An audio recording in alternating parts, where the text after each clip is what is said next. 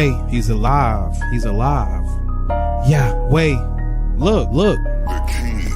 Draw nigh to God, he will draw nigh unto you. Draw nigh to God, he will draw nigh unto you. Cleanse your hands, ye sinners, and purify your hearts, ye double-minded. Cleanse your hands, ye sinners, purify your hearts, ye double-minded. Draw nigh to God, he will draw nigh unto you. Draw nigh to God, he will draw nigh unto you.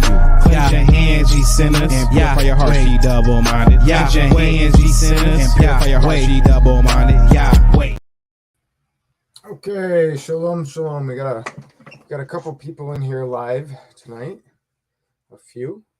Okay, so we're gonna do the video that I had planned to do 2 Wednesdays ago. Yeah, that means for the last 3 times that I would normally do a video, I didn't, and I can't honestly say it was because I was told not to. It was an interesting battle for me this past week and a half. And it was actually a little bit convicting because of the topic for tonight. So the title for tonight is Liberty, and I used William Wallace, for freedom, right? Not the same word, but often related. Typically, when you look at liberty outside of Scripture, I mean Scripture too, but often when you're thinking of the word liberty, you're thinking of free from oppressive restrictions, the ability to choose as you will, whether that is sociably, politically, etc., right? But interestingly enough, depending on the version you use for your Bible, you may find that the word liberty actually pops up quite often if you look for it. So we have like Psalms 119 is an interesting one to start out with. Keeping in mind of liberty to have room, to have space, free movement, free range, right? So let's go to Psalms 119, verse 45.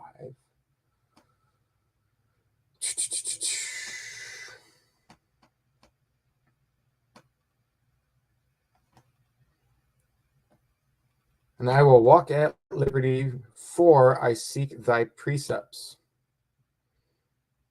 I will walk with liberty, because I seek thy precepts.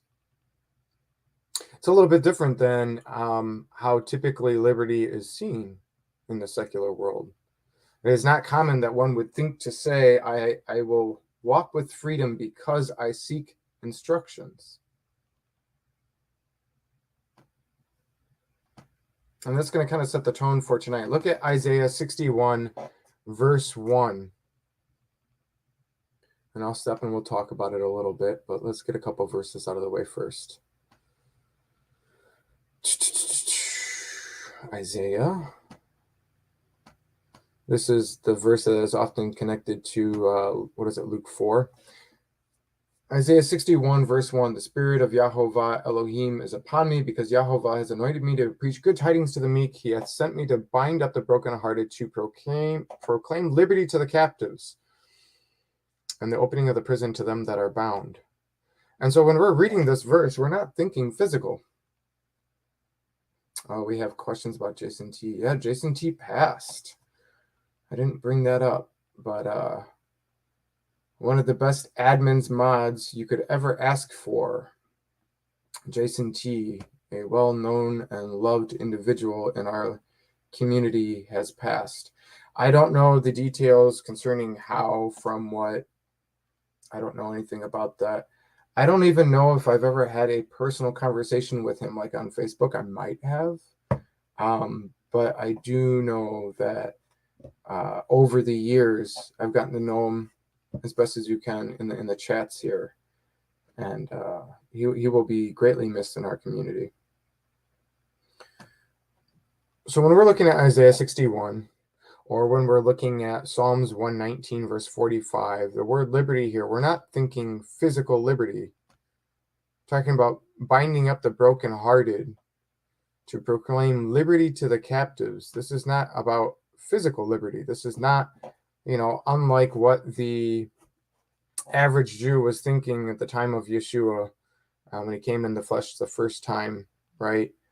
They were thinking liberty physically from the Romans. But that's not the liberty he had in mind.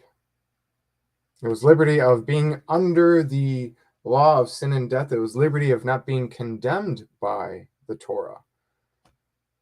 thinking back to Psalms 119, verse 45 there, I walk with liberty because I seek thy precepts. And it's funny, I was trying to think of analogies. You guys who've listened often know I like to do my analogies. And so I'm looking at these, and I'm looking at like Jeremiah 34, which is really interesting. And I'm looking at some other sections. You got the Luke 4 connected to Isaiah 61. You have Galatians 5, verses 13 to 14. For brethren, you have been called unto liberty. Only use not liberty for an occasion to the flesh, but by love serve one another. For all of the Torah is fulfilled in one word, even in this, thou shalt love thy neighbor as thyself. And so I was trying to think of an analogy, and I was trying to give up on coming up with an analogy for this study, for this video. And then I kind of got the basic understanding, right?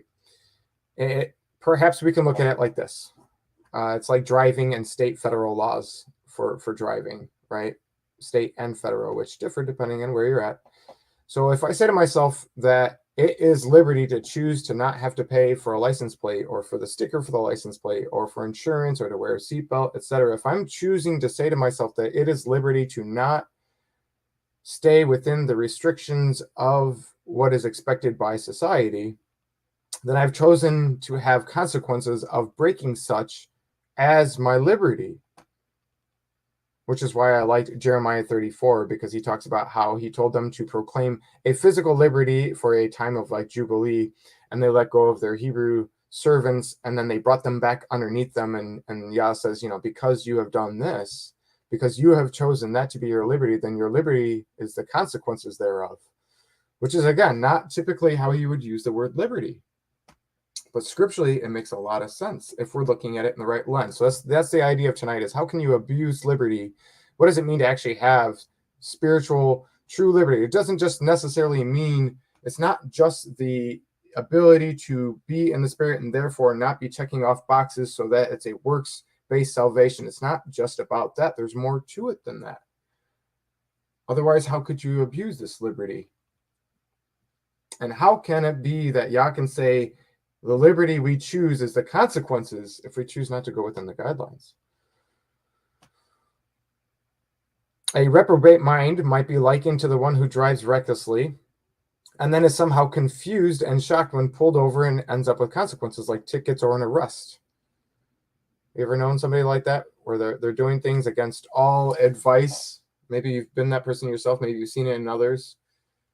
People are constantly telling you, keep doing this, you're going to deal with consequences. And for some reason, they are convinced within their mind that they will never have to deal with those consequences, whether it's an issue of being raised to feel entitled, or they think they're above it, or they have too much money or power or whatever.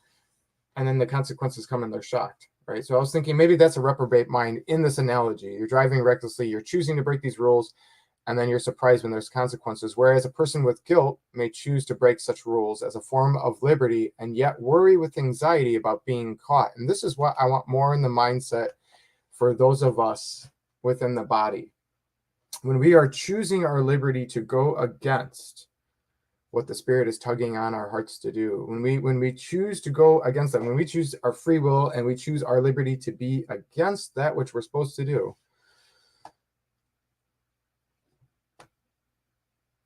then there's that anxiety that follows with it. One who naturally as a default seeks to keep the rules doesn't focus on the rules. If you paid for the plate and sticker, it doesn't typically come to your mind every single time you go to drive. Man, I'm glad I have my license plate. I'm glad I have my license plate sticker on there. It doesn't come to mind. You're not worried about checking the boxes because you are naturally already within alignment of the guidelines.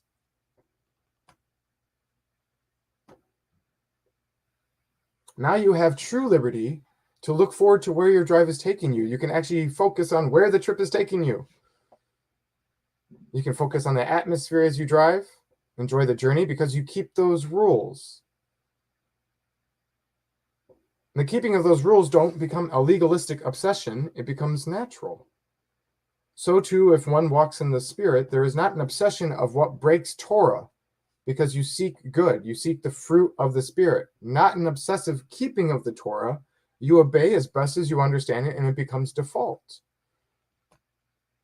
Surely in the beginning of a walk, especially if you start recognizing that the Torah is not done away with and things like that, you You may look at all these different things and you feel overwhelmed. Well, in the book of Acts, this was the exact scenario as to why we have those verses that talk about the 3 or 4 things that they sent in letters. And then they sent Paul and I think Peter and Barnabas to go explain, saying, we're not going to worry about demanding of you things of circumcision. And if you go and look at those verses, you'll see in the context it says, because Moses, the Torah, the writings of Moses, is read every Shabbat in the synagogue. So they gave them the 3 or 4 commands to abstain from idolatry, to abstain from fornication, to not eat blood, and to not eat strangled meats, because these are what we're required to get within the camp to be clean enough to go listen. They didn't want to overwhelm them with everything. They said, because Moshe has read every Shabbat, they will learn as they go all of those other things. Having true spiritual liberty in alignment with the will of God means recognizing that if you're heeding the Spirit and walking with the Spirit, you're not focused about what does and doesn't break Torah, because you're being led by the Spirit, which is going to keep you from breaking Torah.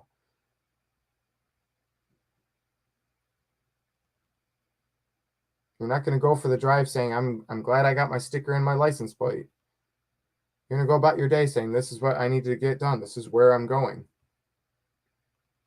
But if you continually choose to break Torah or to go against what the Spirit urges you, then perhaps it's on your mind. And every time you drive by the police, if you will, you worry about getting pulled over because you didn't purchase the insurance, you chose to drive recklessly, etc.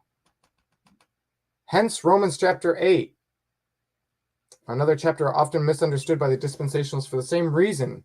In my honest opinion, seeking to see the scriptures in the perception, it is clearer in Romans 8 than other portions that we could use, like Galatians, especially for Western society like Americans, because in Galatians you have terminology that's basing off of the 2 sons of Abraham, right? And it becomes difficult to see it through the lens of the scripture if you're not familiar with looking at things through a Torah perspective. But if you're looking at Romans 8, it seems extremely clear. Let's go to Romans 8 real quick. And it's funny because there's a couple of verses. I think it's verse 4 I wanted to highlight. Look at this. Romans 8, verse 1. There is therefore now no condemnation to them which are in Yeshua, who walk not after the flesh, but after the Spirit. For the law of the Spirit of life in Christ, in Yeshua, has made me free from the law of sin and death. For what the law could not do, in that it was weak through the flesh, God sending his own Son in the likeness of sinful flesh, and for sin condemned sin in the flesh. Look at this. Look at verse 4. That the righteousness of the Torah might be fulfilled in us, who walk not after the flesh, but after the Spirit. And it's funny how Romans 8 is one of those chapters that dispensationalists tend to use to argue that Paul's saying that Torah is done away with. For they that are of the flesh do mind the things of the flesh, but they that are after the Spirit, the things of the Spirit.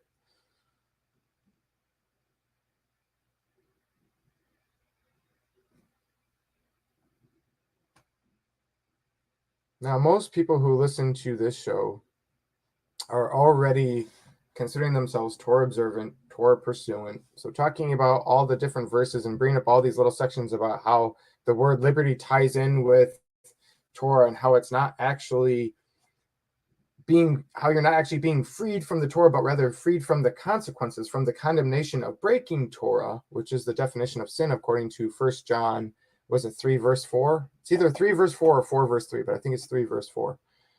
But most listening to this understand that.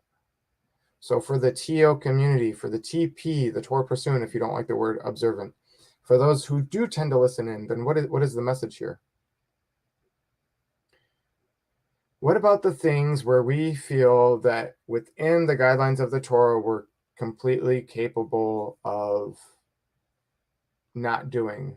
Those moments where we feel we don't need to go up and above and beyond and out of our way for the comfort of others and things like this, because it doesn't seem to break Torah as we see it in our mindsets. And so then we choose as a form of liberty, I don't have to do those things because I walk in the Spirit now and I'm TO. I don't have to do those things. Are there times that we as the body do this where we're abusing our liberty because the Spirit's actually poking and prodding you to do those things? I try to think of a bunch of examples, and it was kind of difficult because a lot of the times the examples that comes to my mind, I don't like to share on here because I'm not trying to out anybody, okay? But as I've alluded to in the past 3 or 4 videos, these all go together. This goes really good with the discipline video where we did, I think I named it Spotless, title it Spotless, with the chalkboard, the really boring image. That's my fault, not my wife's fault. We talked a little bit about this, about not choosing our free will, not choosing liberty in terms of abusing it, as we see in Galatians.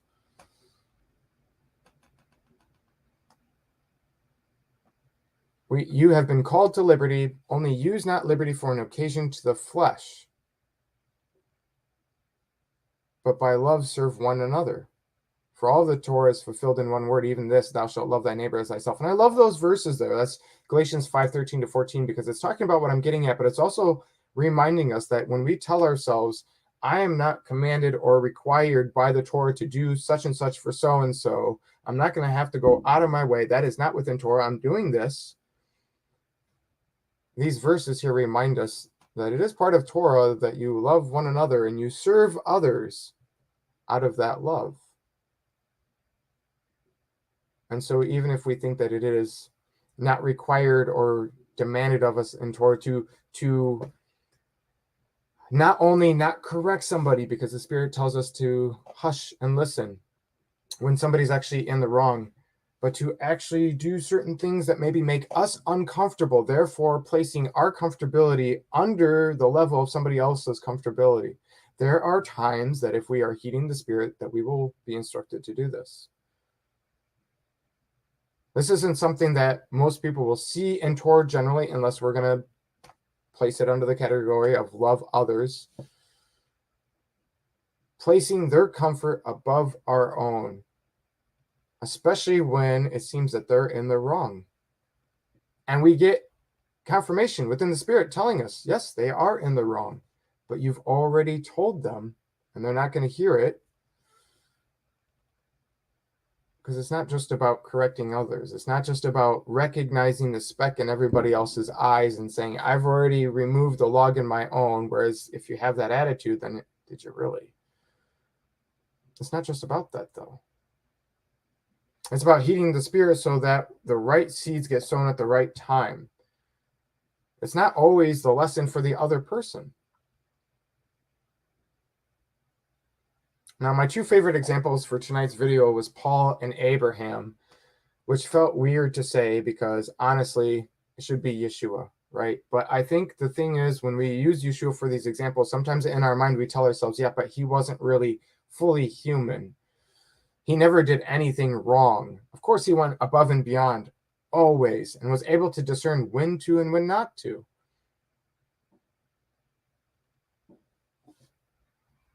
So I want to look at Paul and Abraham because they were fully human and they didn't always choose right.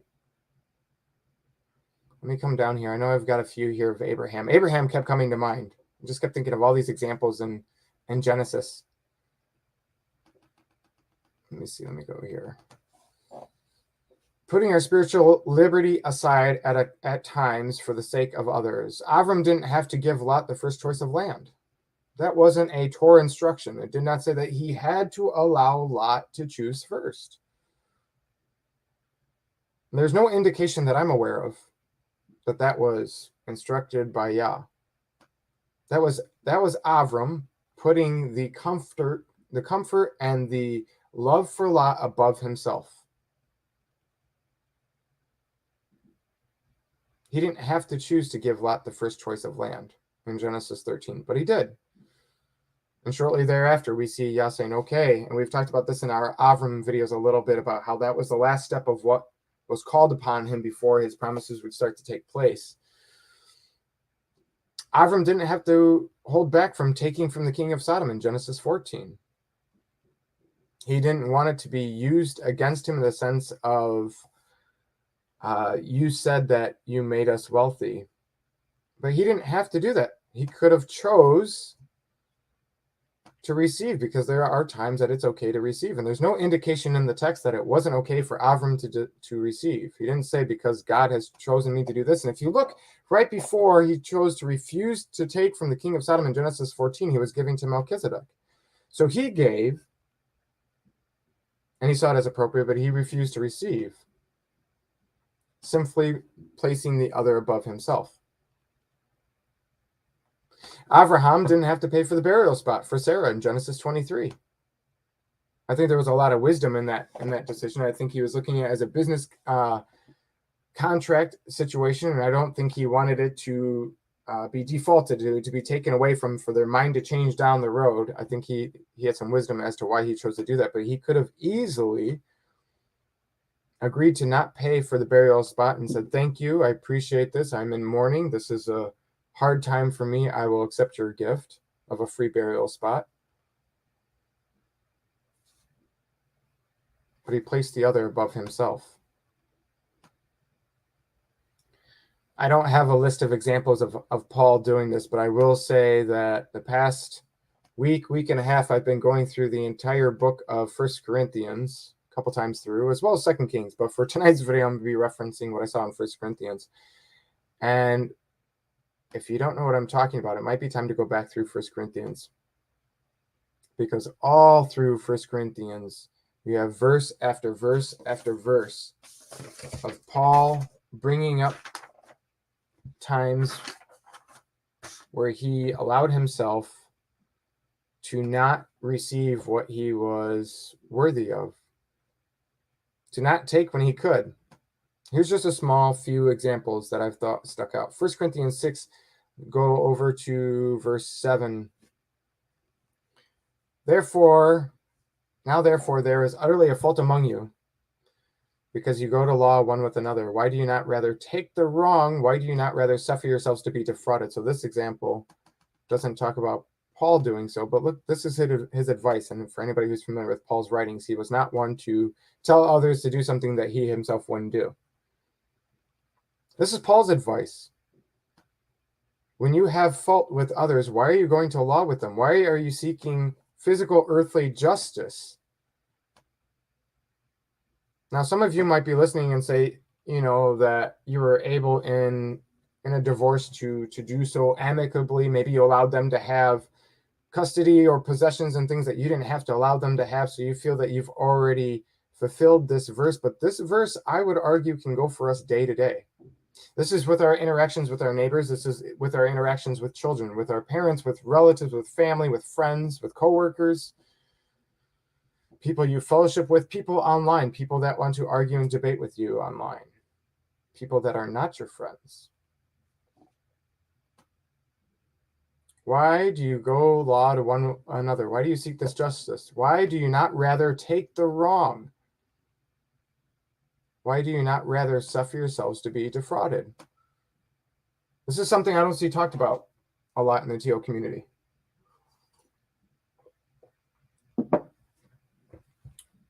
We are called to be so heavenly minded, so focused on Yeshua, to be walking on water, to the point that we should be allowing situations to be a peacemaker. When you read in Matthew the 5 through 7, you're looking at the sermon and it's talking about, blessed are the peacemakers. Peacemaker was not typically a third party between two different issues. It wasn't usually a person coming in between two and hearing the matter out and divvying it out and mediating. That's not typically what that's referring to. There wasn't usually a third party in these types of disputes. So a lot of times the peacekeeper meant being the individual that says, you know what? I feel that you're in the wrong and I'm in the right, a lot of things, but I'd rather there be shalom between us. I'm going to let it go and I'm going to suffer to be defrauded.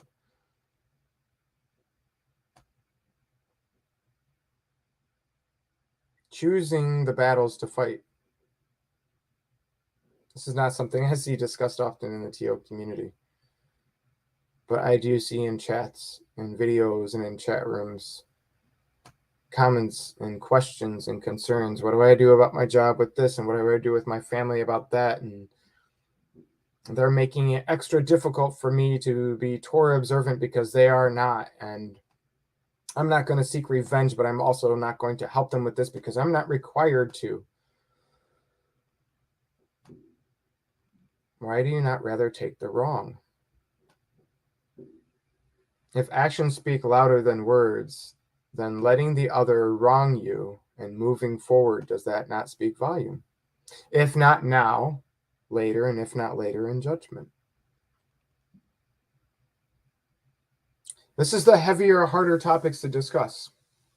It's hard for me to come up with analogies and metaphors and examples to give you because whatever you are going through on the screen, if I'm not able to put it into words exactly what you're going through, then it's kind of a useless analogy. I could be watering or cheapening the factor here. But the thing is I've been feeling for the past couple months that it is time for this show to start stepping into these harder to talk about topics, to discuss these difficult things where we are fighting the flesh to the point where we are placing others' comfort above our own. This is Christ-like behavior.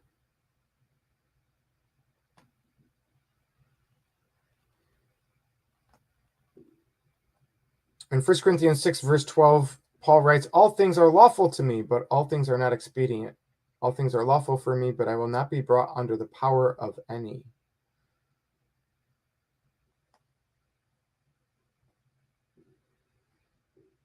Not all edifies.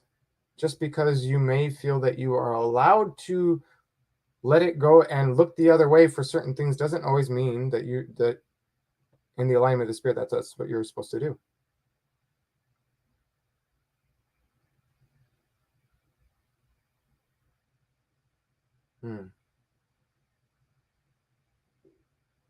Yeah, I got somebody in chat saying that this is relevant and their example there. That's exactly what I'm talking about. And it's difficult and it's hard. And this isn't something that we get right. And even as we strive to, it doesn't mean we're going to always fully get it right in those scenarios. Well, I did this. And the Spirit says, yeah, but you didn't let it go at the very end. You still felt you had to get the last word. You still felt you had to get your point across.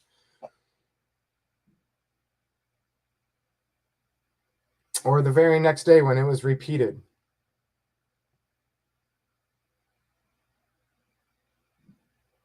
This is part of fighting the flesh. This is part of walking in the Spirit. And as these times get difficult, like, I said, I don't know, a month and a half ago, there was reports, and it wasn't really being shown in the media in the US, but you're looking around a good chunk of South America, a good chunk of Canada, a good chunk of Africa, a good chunk of Asian countries were on fire to the point where it looked like a third of the world was on fire. I'm not saying that those verses are fulfilled in Revelations. I'm just saying that with everything going on, these are the type of battles we need to be taking on daily as the Spirit leads us. You do what you can within your walk as you are led. And sometimes those things are harder than the concept of not getting pepperoni on your pizza, remembering to wear tzitzits, trying to keep Shabbat separate and holy. Some of those things take a little bit of practice, but once you have those things, and then there's deeper layers, right? But at the end of the day, putting the comfort of another above us, going out of your way to do things that you absolutely cannot stand. Sometimes it's the little things, but all these little things stack up and it just makes you want to. But you go out of your way to do those things that you don't like. You think they are illogical, or as long as they're not breaking Torah, you think that they're not needed or that it's actually going to cause problems. But you do those things because it puts the other person's comfort above your own. And then on top of that, you don't go to the point of patting yourself on the back and pointing out all those things. Hey, honey, I did this, even though I don't like this and I did it your way for you. I hope you recognize and acknowledge that. Yeshua said that if you don't go out into the public square and sound the trumpet before you pray and say long, loud, prayers in front of everybody, and don't do your works in front of the public for the sake of them seeing, for them acknowledging, because You're supposed to be seeking the Father and to be doing these things privately, and he will reward you privately, scripture says. But you know what it also says? It also says for those who do those things, the hypocrites, right? And he uses the Pharisees of that time as an example. Those that do those things, that do those actions to be acknowledged now, it says they receive their earthly rewards. Where do you want to stack your treasure? Because if you want your treasure to be in the spiritual realm, then it might mean doing all the things you can't stand for the sake of others. It might mean doing your job in a way that makes it harder and longer for you for the comfort of your coworker or manager, because they don't comprehend how your way is actually more efficient, rather than proving them wrong by doing it your way. Or with your spouse, or whoever else that you can plug that in to relate it to.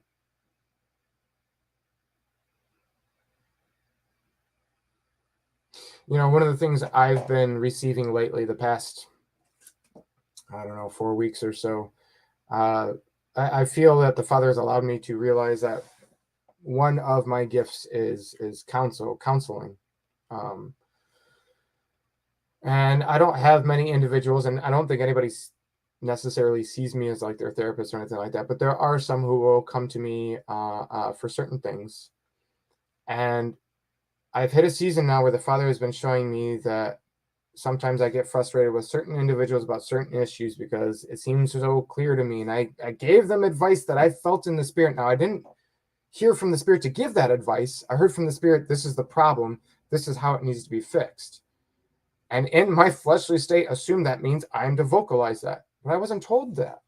Now, I'm not saying that that was necessarily the wrong thing to do each and every time, but in this new season of my walk, I am learning that some of my frustration and stress can actually be let go of when I stop trying to control the narrative, in the sense of trying to allow the other person to see what they're sharing with me through my lens of, oh, look, this is what the Spirit's showing me. It's very simple. I have the outward perspective and the Spirit's showing me. You're not seeing it because you're within the scenario. You're having problems with A and B because of C, D, E. Go work on these, and that's the root of the problem. And then when they don't understand, or they don't follow through, or they don't believe, and you feel like it's in one ear and out the other. And in the past month or so, the Spirit's been teaching me that a good therapist, a good counselor, doesn't always give the answer, but rather is there first and foremost to listen, to pray for the individual, to listen, and then to listen to the Spirit on what to share and what not to share. And lately for me, a lot of what sharing hasn't been about, this is the answer, go do this. This is the problem, seek prayer on fixing this, but rather allowing the person to find it for themselves while giving them guided questions. That is what a good therapist does. That's what a good counselor does. They allow you to figure it out for yourself with a little bit of guidance. You see, if I keep giving the answers, and they really do, best case scenario, they listen to me, and it's exactly what the Spirit has allowed me to discern, and I'm not wrong and seeing it through my flesh, and they go and do those things, best case scenario, then they start relying on me, which that's not how it should be. It's okay to seek counsel from other members within the body. It's okay to seek those for gifts. You go to those with dream interpretation gifts if you're struggling with a dream and you don't feel that the Father is giving you an answer after you sought the Father, especially if he guides you to go to that person. It's okay to do these things. It's okay to seek the other members of the body for their gifts and talents and roles. But it is not okay to rely fully on them. And it's not okay for us on the other end, if we're the one with the gift and talent being used, to allow that person, enable them to rely on us, making us feel good about ourselves. Oh, it starts to become selfish, even though we tell ourselves it's not the case. No, I want to help them. I don't want them to see the situation. Yes, but if they didn't actually learn the lesson, if they just learned that you had good advice, then are they not going to keep coming back to you the next time it recycles through?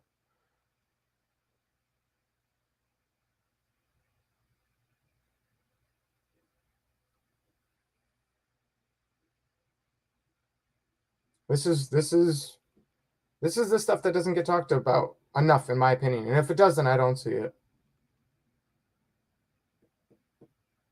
Use not your liberty. Do not abuse your liberty, but rather place others above yourselves. See, I got some notes on 1 Corinthians 7. Let's see what's over there. Okay. 1 Corinthians 7, verse 22, for he that is called in the Lord being a servant is the Lord's free man. I love how Paul loves to do this, and I think this confuses a lot of people, but he likes to use examples where he can flip it poetically. He was a wordsmith a bit. For he that is called in the Lord being a servant is the Lord's free man, right? So if you're called underneath somebody, you are free in Yeshua, even though you are a servant in the physical to that individual. Likewise, he also that is called being free is Christ's servant. So as to say, just because you're not necessarily under a person doesn't mean that you get to choose what you want, because if you are following Yeshua, then you are a servant to him.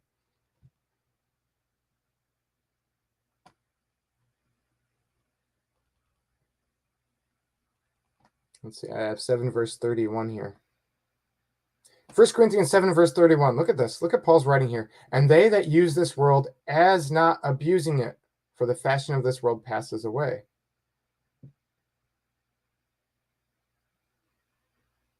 And he's talking about those who, not everybody is called to marriage. If you're called to marriage, then you should stay in it unless the other person, unbeliever, decides to pull away. Otherwise, Paul advises that you stay in it. Well, even if they're an unbeliever, if you're in that marriage, you stay in it. And that was Paul's advice. And in that context, but it's not solely kept to that context, in my opinion. They that use this world as not abusing it.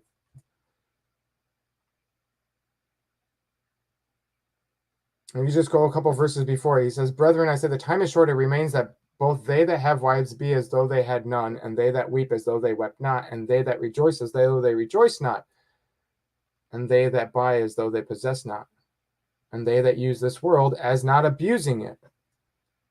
For the fashion of this world passes away.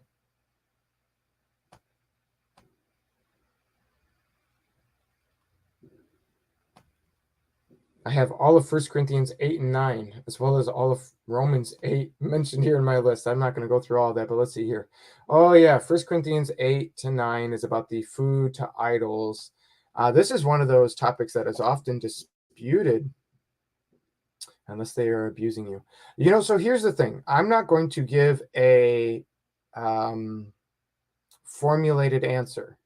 I'm not going to say A plus B equals C. So I'm not going to say that you are to put the comfort of others above yourself, with the exception of this, that, and the other. I'm not going to do that. Because as it seems to me, there may be times where the other person is abusing you, and the Spirit may lead you to suffer in a way that you would not think that you are called to suffer. That is not a easy message. Look, I'm not here to point fingers. I'm not here to blame. I'm not here to say what is and isn't. I'm here to look at Scripture.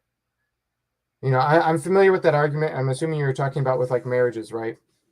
They're understanding the argument of you don't want to be unequally yoked, and many will argue that in Torah, the one exception that you can get out of it is due to adultery. But even then, scripturally, there is the chance of reconciliation. It's not like you ultimately choose divorce, but rather it becomes an option according to the Torah, and in those moments. And then often in the TO community, they'll argue that also domestic abuse is part of the category. Now, there is no part of me that would take joy in saying, no, stay there and let him or her beat you until death or what have you. But at the same time, I'm not comfortable on the other pendulum swing to say, no, if you're sustaining physical damage, then you must definitely seek the Spirit. Look, I'm not the minister. I'm not the preacher. I'm not the teacher that always says things that says things that are easy to receive. I was in a situation in 2017 where an individual, not my spouse or anything like that, but an individual was with psychopathic tendencies at the time,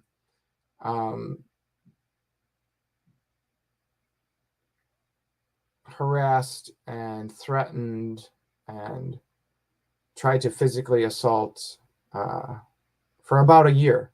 And it was almost daily. And sometimes in the middle of the night, pounding on windows, on doors, screaming for hours, going out on the balcony, screaming things for hours, threatening to use a firearm on my 2-year-old at the time. And right away, when things started getting goofy, my first thought was, we're getting out of here. It's fight or flight. And scripturally, I don't feel like I'm supposed to go out there and fight this person. So I'm going to leave, pack up the bags and go. And the Spirit told me, no, stay. Now, I wasn't being physically beat on, and I'm not saying that that's the same as domestic abuse. I'm not comparing my situation to individuals in that case. I'm not even claiming to understand what it is like to be in that environment. I'm not trying to belittle that moment. I'm just saying, in my mind at that moment, I thought clear as day, the Spirit would want me to leave, to not be in that environment, to not subject my family to this lesser form of persecution, right? Because we weren't getting physically tortured. We weren't being physically imprisoned. I mean, we were having troubles leaving our place. Sometimes our doors were even blocked by vehicles so that we couldn't leave our apartment at the time. So it was a very trying situation for a year. And the Spirit was very clear on telling us we were to stay until that person left. And it took a year for that person to leave. And it wasn't until much later that I realized that that person leaving was not just positive for us, but for others as well. There was an individual, this person's mother was subject to suffering before we got there. And it wasn't until that person left that that person's mother was able to have a little bit of liberty. But it meant for us, for a year, having to prayerfully seek the Father on if it's okay to leave the door to go get groceries. To pray that the door wouldn't be broken down into and that this person wouldn't have fully given in to come with a firearm and fill us with bullets. Because there was a couple times it felt like it was that was what was about to happen.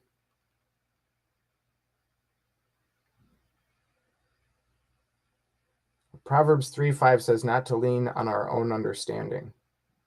We shouldn't make assumptions on what the will of God is.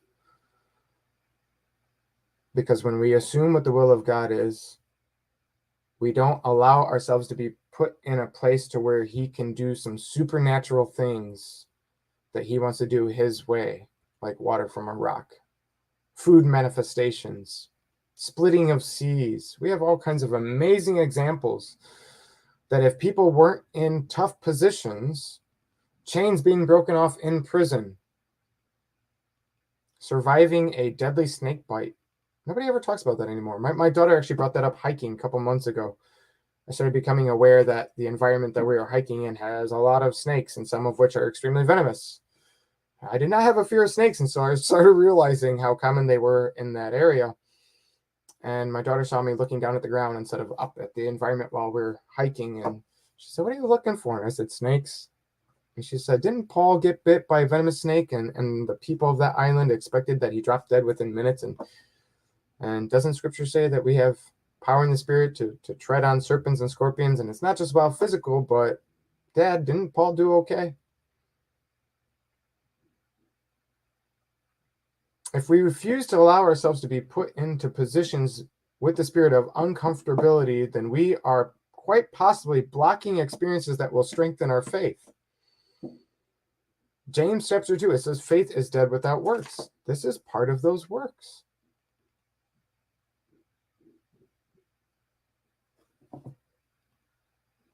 This is not an easy topic, but it needs to be spoken about. You know, the interesting thing about the food offered to idols in 1 Corinthians 8 and 9, right? And this is, I've seen it argued well from both ends of this in the TO community.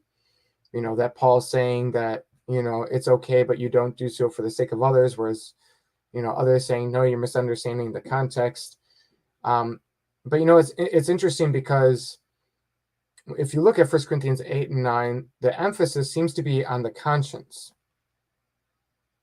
When you look at 1 Corinthians 8, right? Touching things offered to idols, we know that we have all knowledge. Knowledge puffs up, but charity edifies. If any man thinks he knows anything, he knows not as he ought to know.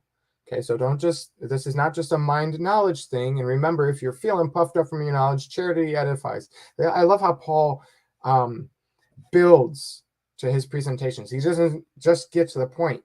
There's preambles here, and he does it for a reason. He said, but if any man love God, the same is known of him. Others will know. right? Keep that in mind because that's part of the context here. As concerning, therefore, the eating of those things that are offered and sacrificed unto idols, we know that an idol is nothing in the world and that there is none other God but one. So Paul says, when it comes to eating these foods of the idols, we know that those idols are nothing. We know that there is only one true God. There are lesser deity gods, things that are all evil spirits and falsely worshipped by others, and they worship creation. But at the end of the day, they are nothing, and there's only one true God. So we know those things. For though there be that are called gods, whether in heaven or on earth, right? As there be gods many and lords many, but to us there is but one God, one Father, of whom are all things, and we in him, and one Lord, Yeshua, by whom are all things, and we by him. Howbeit, there is not in every man that knowledge. For some with conscience of the idol eat unto this hour as it is a thing offered unto the idol, and their conscience is being weak is defiled. Now he says, meat, neither are we the better nor the worse. It does not commend us to God. But look at verse 9 here. But take heed lest by any means this liberty of yours becomes a stumbling block to them that are weak. It's not about us, but the effect it has on others around us. Keep in mind, and earlier in verse 3, it says, for any man who loves God, the same is known of him. Others are watching you. Believers and unbelievers alike, they're watching you. They pay attention to you. Whether you realize it or not, I think we often forget this in the body. The atheists and the New Agers and the extremely lukewarm, to where lukewarm's a compliment, and our work environments and the family and stuff, they have an eye on you subconsciously. They're watching you. You're an example. Not to put unfair pressure on you, but this is something we need to keep in mind. Paul says that some of the decisions he makes and how he would do things was based on knowing how others would perceive him. Well, this isn't demanded or commanded by Torah. Do things so that in the appearance that others don't get the wrong idea because their perception is flawed. And yet to some degree, as led by the Spirit being key, Paul says we should be putting the sake of others above ourselves, their comfort above our own, and to consider their perception when we make decisions. Take heed lest by any means this liberty of yours becomes a stumbling block to them that are weak. You have a liberty to eat this meat, understanding that I don't care if somebody says it's to an idol, it does nothing for me. I'm not eating it as a thing to that thing. I thank my God for that. For if any man see thee, which has knowledge, sit at meat in the idol's temple, which that's a whole other topic as well, shall not the conscience of him which is weak be emboldened to eat those things which are offered to idols? This is all about affecting the conscience of others. A stumbling block to others whose conscience is not as strong as it should be. They are not able to see the idol as nothing. And therefore you are strengthening their lack of conviction. And through thy knowledge shall the weak brother perish. It says, when you sin so against the brethren, you wound their weak conscience, you sin against Christ.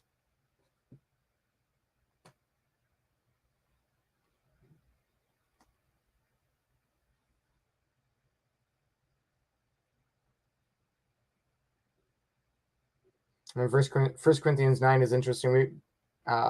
Jeff and I slightly referenced this a bit in our muzzle not the ox, whatever tithing video we did, whatever it was called. Freely give. That was the title of it. We talked about this just a little bit. And Paul's talking about if he sows into you spiritually, what is it for him to receive physically? For it's written in the Torah, thou shalt not muzzle the mouth of the ox that treads out the corn. Does God care for the oxen? Or say it altogether for our sakes, no doubt. This is written that he ploweth should plow in hope, and he that thresheth in hope should be partaker of his hope. If we sown unto you spiritual things, is it a great thing that we shall reap you carnal things? And Paul's talking about receiving physical things, food, shelter, money, etc., from those that he spiritually feeds. So what's it to you? If you give these things to the physical secular world, then what is it to you to give it to the one who to spiritually feeds you like a Levite? And then he goes on to use that as an example. A lot of people miss this, including the TO community. Paul goes on to say, do you not know that they which minister about holy things live of the things of the temple, and they which wait at the altar are partakers of the altar? He's comparing himself to a Levite, being a spiritual minister. in the context of receiving physical needs from those who are spiritually fed by him. It's about tithing and being cared for, as the Levites were cared for. Their houses were given them, food was given them. So yes, some of the tithing went to the temple and the things of the temple and things of this matter, but they were taken care of. But that's not the point of what I'm getting at here, although it goes hand in hand in this concept. Even so hath the Lord ordained they which preach the gospel should live of the gospel, is what Paul is saying.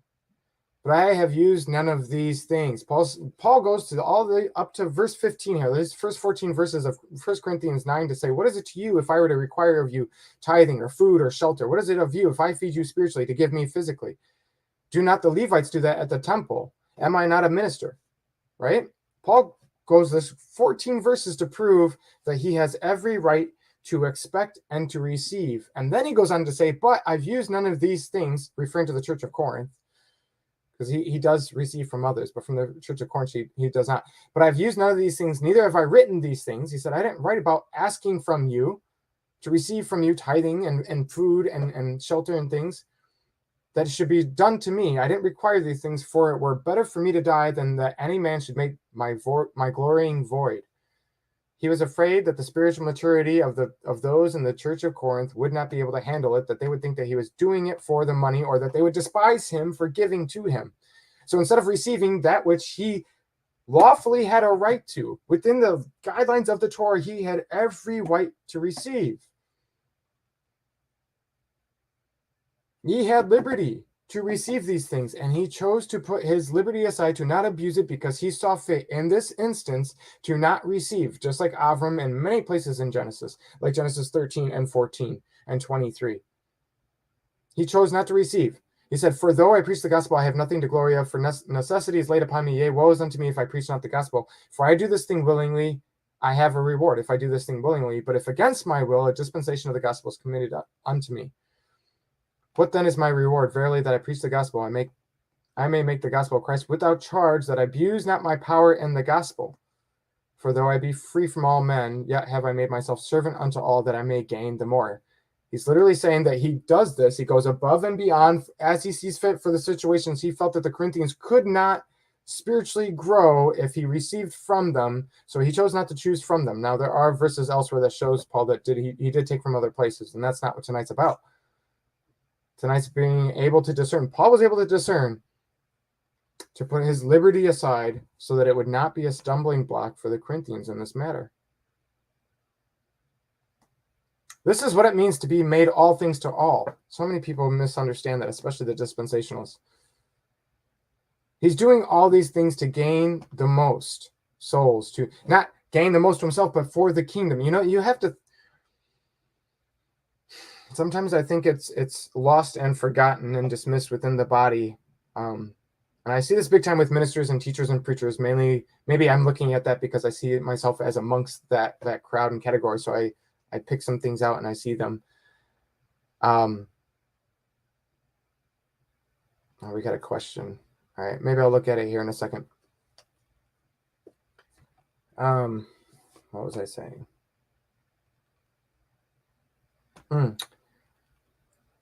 That sometimes members of the body get discouraged because other members of the body do more, or they seemingly do more, or seem to be more effective or efficient, or to have more fruit, to have more talents, more gifts, and so they get discouraged. Or some people try to compete within the body. This is why I often tell people about the horse blinders. You know, and horse blinders, they put on blinders so they don't see the competition, so that they're just running their race and they're focused on what they need to do. And it helps them to not be discouraged or frightened off by other horses running, right? But it's kind of like any good business. You have the owner of that business. You have the owner of the law firm. You have the owner of that insurance company, etc. But every member of that business should be all working towards the goal of what's best for that business. When you make partner for a company, you don't want to compete with other members inside the company and try to push them down so you can get high up, because you're literally hurting your own company. We are supposed to be working for the glory of the kingdom of Yah. If we are part of the kingdom of Yah, then we can, just like a partner for a company, you can say, I am kingdom of Yah. And that does not mean that we are in fullness, but we are part of, therefore, glorying of the kingdom in general. We can all partake in that. This is why Paul writes about this, about glorying in the glory of others. He sees them being effective, and he doesn't get jealous or envious or nitpicks at what they're doing, but rather says, praise Yah. There's more being done. The kingdom is expanding. Is there a way to nullify vows so we are no longer under them? To purposely nullify vows?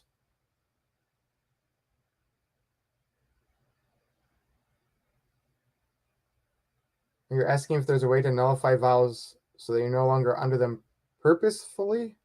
Like to purposely do so?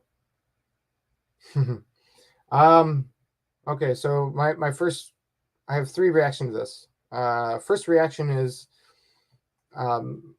wondering why you would purposely try to, if you made one and you want to get out of it. Yeah, right. That's what I thought. Purposely. That sounds, and again, I'm not here to attack. Okay, sometimes I'm blunt and honest with my listeners, and sometimes it's received and sometimes it's not. But because I feel that that's what's best. I don't want to hurt you by not being honest with you. My first reaction to that is that it's slightly manipulative. Scripture is very consistent on oaths and vows being significant and important. And this is why we have verses that outright say, don't make those vows if you're unsure. Now, you're talking about a hypothetical position of already being in one. So the advice of not making it doesn't really apply here for you anymore, but it does teach that lesson for future references, right? Second reaction of mine is that I'm not a Torah expert. I read Torah, I study Torah. I've been doing this for 10 years. This is my 10th year of keeping feasts and Shabbat and eating clean and things like that, but I'm by no means a Torah expert. There's plenty others like Paul Nissan, Jim Staley. Some of these guys could really go down into the nitty gritty of all the jots and tittles and all the precepts and statutes of Torah in ways that I just cannot. So you might want to go to them if you want to go into specific situations, but you're probably going to have to give them more detail, which I'm not necessarily asking for. So I find it slightly manipulative, and I think that I am not a Torah expert. If you're asking about if there's examples of this, I know of some examples where vows are made nullified because of actions, but I don't. The context of choosing to do so to nullify. I mean, what are we talking about? Are we talking about like marriage? Or are you talking about working for somebody? Because like when you have like the manservant, the maidservant, and stuff like that, if you're comparing that to your work environment, there's all kinds of Torah instructions for that. But off of what you're giving me, I don't have a full answer, but I'm not sure I'll be able to give you the answer that you want anyhow. I like how Kava says, sometimes I read the chat and will answer questions. That's an awesome answer, because it's true. Sometimes I do and sometimes I don't. Sometimes I'll read them and I won't answer them anyhow. I mean, if I made a vow and regret it, I do understand. That's exactly what I'm saying. You want to purposely nullify. And I would say that spiritually, that's slightly manipulative. Now, if you believe that the vow or oath goes against the will of God, then I would say go to him about it, ask him for confirmations. But if it doesn't outright go against the will of God to keep that vow and oath, and you just simply want out of it, then it would not surprise me that if you went to the Spirit of God, if he led you to fulfill it. Now, sometimes there's ways to fulfill the vow and to end it earlier than you expected. But no, I understand exactly what you're saying. Purposely choosing to nullify. And I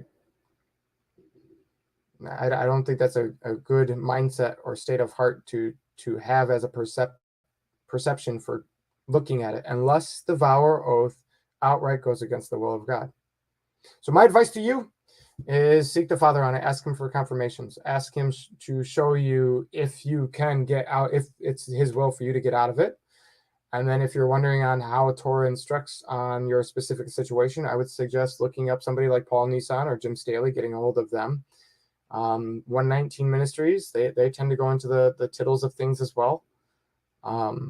These guys are a lot more Torah experts than I am, but you're probably going to have to give them details because you're keeping it very generic, and that's fine for me. But if you want a very specific answer for a very specific situation, you're probably going to have to give clarification on that. Because if you're talking about marriage or if you're talking about work or something like that, they all have different statutes to them. Okay. 1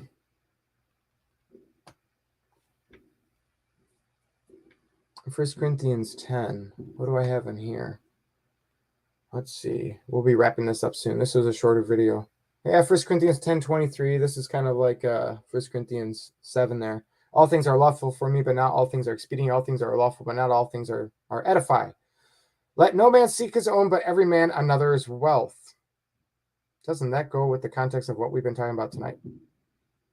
And it's interesting because it connects to the 1 Corinthians 8:9. He says, whatever is sold in shambles, they eat, asking no question for conscience sake, in terms of if it was halal, if you will.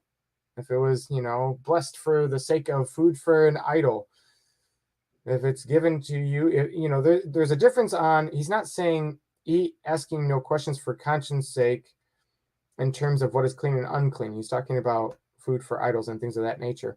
And notice it says for conscience sake. And typically you'd see that verse and you'd say for your own conscience so that you don't feel guilty in eating it. But that's not actually what he's saying. Look at this. For the earth is the Lord's and the fullness thereof. If any of them believe not, bid you to a feast and you be disposed to go, you're asked to go to an unbeliever's party, birthday party, anniversary, wedding, whatever, and you're disposed to go. You feel that you should go. Whatsoever is set before you, eat, asking no question for conscience sake, in terms of not clean or unclean, but rather, is this like halal? Are they blessing this food under some new age, Mother Earth nonsense type of stuff? But if any man say unto you, this is offered in sacrifice unto idols, see, this is not about clean or unclean, eat not for his sake that showed it, and for conscience sake, for the earth is the Lord and the fullness thereof. Conscience, I say, not thine own, but of the other. For why is my liberty judged of another man's conscience? For if I by grace be a partaker, so why is my liberty, why is my ability to eat this thing being judged by the conscience of another? Why am I choosing to go against my spiritual liberty, recognizing that I do not see the Arabic Allah as anything? I have no respect towards the Quran, so what do I care if it's halal? It says, and why should my liberty of being able to eat this halal meat, not seeing it as halal because that means nothing to me, as long as it's biblically clean, why is it being judged for the sake of another? For if I by grace, by the grace of God, can eat these things, recognizing that that idol is nothing to me, why am I evil spoken of for that which I give thanks? Whether therefore you eat or drink, whatsoever you do, do to the glory of God. Give none offense, neither to the Jew, nor to the Gentile, nor to the church. Even as I please all men in all things, not seeking mine own profit, for the profit of many, that they may be saved. Again, wrapping it full circle, coming back again to that same understanding of this, putting his liberty aside and going above and beyond what is required of him for the sake of others. This is what Paul did. This is what Paul suggested. This is what Abraham did. This is what Yeshua did. And many things.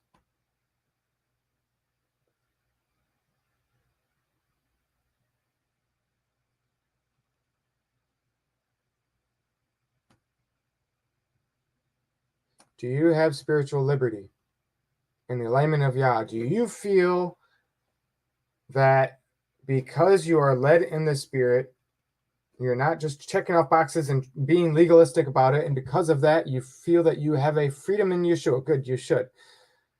But does that mean that you should always take that freedom to allow yourself to not go above and beyond when you feel led by the Spirit to do so? Paul had every right to receive those tithings.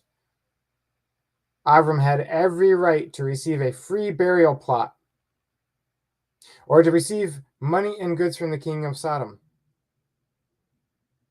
Paul had every right to eat meat sacrificed to idols if he didn't know it was what it was. Even if he did know what it was, because he had no respect towards the idol. He saw it as nothing. That meant nothing to him. And yet, he allowed his actions to be dictated by the conscience of others for their sake.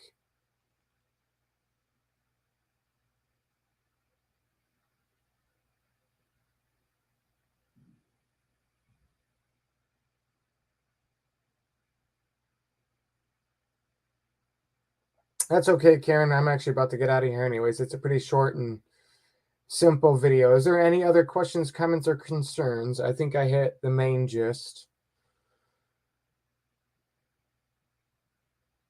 Yeah,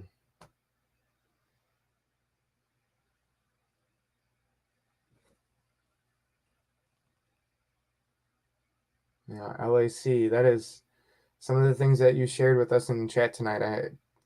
From what you're saying, that's not easy. May God be with you in your decisions and keep you in that endurability to that which he has called you to, including long suffering. That is scriptural.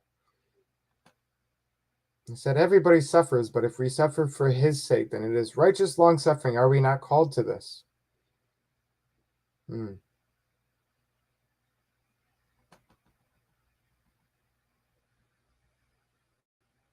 And so the past week and a half, I've had the liberty, the ability to choose to not do a video because I felt that I was not in the mindset and I didn't feel like it, and I was dealing with some things and stressed about some things and just cranky about some things.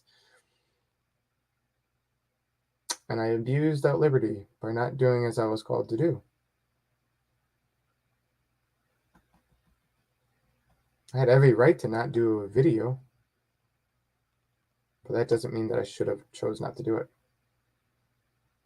Yeah, Karen, that's exactly what I said. This is why we don't jump into it. But he's talking about a hypothetical situation, which I'm assuming is not so hypothetical, about wanting to purposely choose to nullify. He wants to get out from underneath one. I told him, seek the Father on that, because as much as I know, there are some examples on how to nullify vows and oaths in Scripture, but it's not usually from the context of just simply wanting to get out from underneath it, unless it goes against the will of God. We have many examples. We have times where the Israelites were tricked into making a peaceful pact with their neighbors, and then they had to keep it because they made that pact. That is beautiful, LAC. What you've shared tonight is, my heart goes out to you. Okay, well, I'm not seeing any other questions, comments, or concerns. I said some hard things tonight, some things for us all to think about and grow in and move in. If it felt a little sharp, if it felt like it hurt a little bit, seek the Father on it. Perhaps it was needful pruning. These are not the easy topics, but the body needs to be growing and moving forward because of that which is coming around the corner. Okay, then. That'll be all for tonight. Yah willing, and if I'm obedient, I'll catch you all again Wednesday night. And I'm not sure what the video will be on, although I have a few topics that I'm considering. See what I feel like to do. So that'll be all for tonight for DNG 144. Thanks for tuning in live or otherwise here at Take on the World TV, or if you tuned into Facebook or the DNG 144 on YouTube, however you tuned in, thanks for tuning in.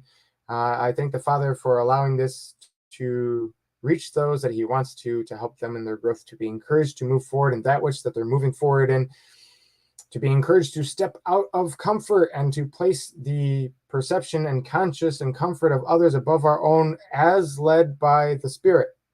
I cannot emphasize enough on how important that is, key on how to do it. Might not pass the love on. Okay, shalom, shalom. This is DNG 144 reminding you that if you draw nigh to God, he too will draw nigh to you. May he bless you and keep you. May he look towards you with his countenance and give you favor and his shalom. So be it. Yeah. He's alive. simple, man. Draw nigh to God, man. Yeah. Draw nigh to God, he will draw nigh unto you. Draw nigh to God, he will draw nigh unto you.